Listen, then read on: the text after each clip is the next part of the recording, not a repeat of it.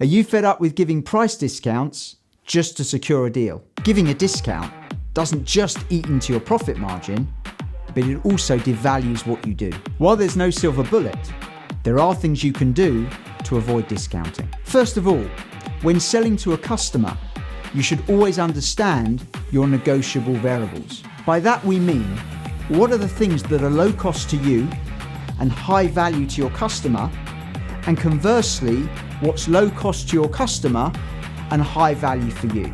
For example, let's say you're selling a car and someone asks for a discount.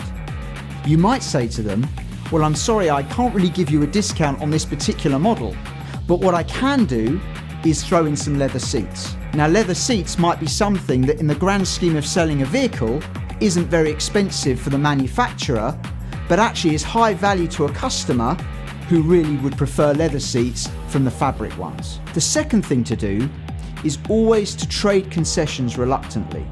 What we mean by that is people like to feel they've got a good deal.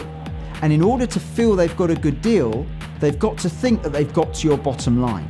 If someone asks for a discount and you straight away agree, people will feel they might even be able to push you a bit more. Whereas, if you are reluctant with the concessions you give away, they'll feel that they've reached your bottom line and ironically actually believe they've got a better deal because of that. Let me give you an example of trading concessions reluctantly, and this can actually be used in tandem with negotiable variables. Now the key phrase is if, then. If I give you something, then can you do something for me? So for example, if someone asks you for a 20% discount, you could say, I'm afraid on this particular package, I could only give you 10%, but if I were to give you 10%, then would you be able to pay within 7 days? Now that is low cost to them because they're going to pay anyway, but it can be high value to you because from a cash flow point of view, having the money straight away is always very good for business. A further technique is another price, another package. So let's go back to our car salesman. Let's say a customer says to them, could I have a 10% discount on this?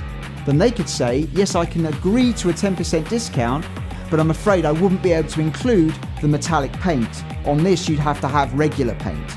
So the idea is that if they want to pay a different price, they get a different offering at the end. I'm sure you're not ripping anyone off, which means that the price you charge, you believe is fair. So in that case, don't be too quick to price crumble.